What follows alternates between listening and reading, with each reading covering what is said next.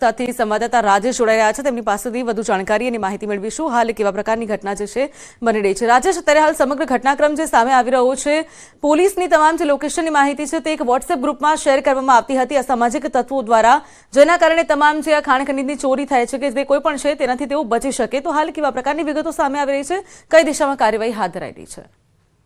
जी ચોક્કસથી વાત કરવામાં આવે તો પંચમહાલ જિલ્લામાં છેલ્લા કેટલાક સમયથી જે અધિકારીઓ છે, ખાણ ખનીજ વિભાગના અધિકારીઓ છે, એસડીએમ છે, મામલતદાર છે, તેઓ દ્વારા રેતી ખનન પ્રવૃત્તિ અટકાવવા માટે સતત કામગીરી કરવામાં આવી રહી હતી। સાથે સાથે જે લાકડા ચોરો છે તેઓને લાકડા ચોરીની પ્રવૃત્તિ અટકાવવા માટે સતત જે પેટ્રોલિંગ કરવામાં આવી રહ્યું હતું અને આ પેટ્રોલિંગ દરમિયાન આ ધંધા સાથે સંકળાયેલા જે તત્વો છે એ તત્વો દ્વારા પોલીસ અને જે અધિકારીઓ સહિત જે વન વિભાગ સહિતની જે ગાડીઓ છે તે ગાડીઓના લોકેશન ટ્રેસ કરવામાં આવતા, સાથે સાથે 10 થી વધુ જે વોટ્સએપ ગ્રુપ બનાવવામાં આવ્યા હતા અને અનેક જે જગ્યાઓ છે, પોઈન્ટ છે અધિકારીઓના નીકળવાના, એ સ્થળો ઉપરથી ત્યાંથી લોકેશન શેર કરવામાં આવતા, અધિકારીઓની ગાડીઓ ના ફોટા શેર કરવામાં આવતા। આ સમગ્ર બાબતે છેલ્લા કેટલાક સમયથી ગોધરા એસડીએમ અને પ્રાંત અધિકારી સાથે સાથે જે પુરવઠા અધિકારી અને જિલ્લા એલસીબી સક્રિય બન્યું હતું અને ગઈકાલે જ જે આ લોકેશન શેર કરવાની ઘટના હતી તેને લોકેશન શેર કરવાની સાથે સાથે જ ગોધરા પ્રાંત અધિકારી અને પુરવઠા અધિકારી પણ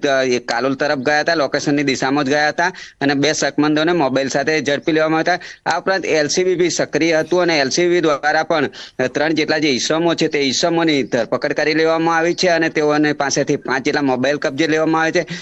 જો ચોક્કસ વાત કરવામાં આવે તો હાલ જે ન્યૂઝ 18 ગુજરાતીમાં જે અહેવાલ પ્રસિદ્ધ થયો પછી જે આ ગ્રુપ હતા એ ગ્રુપમાંથી એડમિન સહિત જે અન્ય જે વ્યક્તિઓ હતા તે રિમૂવ થવા માંડ્યા છે, પરંતુ જે એલસીબી છે તે દ્વારા હાલ જે 5 મોબાઈલ છે તેની ઝીણવટભરી ચકાસણી કરવામાં આવી રહી છે। કેટલા ગ્રુપો સક્રિય હતા, ગ્રુપ એડમિન કોણ હતા, સાથે સાથે જે વાંધાજનક જો ચીજ વસ્તુ મળી આવશે તો આ નંબર જે શેર કરવા વાળા છે ગ્રુપ એડમિન છે તેઓને પણ તપાસ અને પૂછપરછ કરવામાં આવશે। જી ધન ચોક્કસથી રાજન, જોડાઈ સમગ્ર માહિતી આપવા બદલ આપનો આભાર। સરકારી અધિકારીઓ પર જ નજર રાખવામાં આવતી હતી ત્યારે આ સમગ્ર ઘટનાક્રમ અત્યારે હાલ બહાર આવ્યો છે। તમામ આરોપીઓને ઝડપી લેવાની કાર્યવાહી હાથ ધરાઈ છે।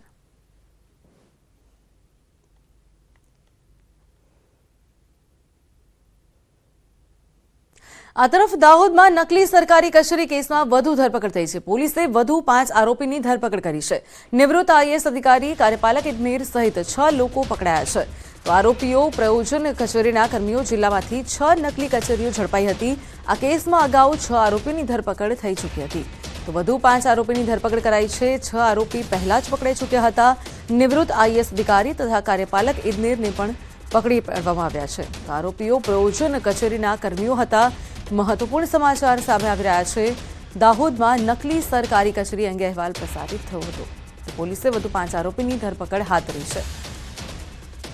નકલી કચેરીમાં વધુ આરોપીની ધરપકડ કરાઈ છે। પહેલા 6 આરોપીને પકડી લેવાયા હતા અને અત્યારે 5 અન્ય આરોપીની ધરપકડ હાથ ધરાઈ છે। તો આગે વધુ વાત કરવા ફોનલાઈન પર સંવાદદાતા સૌરભ જોડાયા છે। સૌરભ, અત્યારે હાલ સમગ્ર કેસનો ઘટનાક્રમ જે સામે આવી રહ્યો છે, કચેરીને લઈને નકલી કચેરીમાં 6 આરોપીની ધરપકડ થઈ હતી, અન્ય 5ની અત્યારે હાલ ધરપકડ કરાઈ છે, શું છે વિગત? નકલી કચેરીઓ ઝડપાઈ હતી, તેમાં એક નિવૃત્ત આઈએએસ અધિકારી હતા અને એક નકલી કાર્યપાલક એન્જિનિયર તેમજ એક અસલી કાર્યપાલક એન્જિનિયર, એમ કુલ 6 લોકોની ધરપકડ કરાઈ હતી। ત્યારબાદ જે વધુ જે 5 આરોપીની અત્યારે ધરપકડ કરવામાં આવી છે। મળતી માહિતી અનુસાર જે તમામ આ પ્રાયોજન કચેરીના કર્મચારીઓ છે અને હાલ પોલીસ દ્વારા જે 18 કરોડના જે આ નકલી કૌભાંડ થયો હતો તેની વધુ તપાસ હાથ ધરાઈ છે। ચોક્કસથી સૌરભ, જોડાઈ સમગ્ર માહિતી આપવા બદલ આપનો આભાર।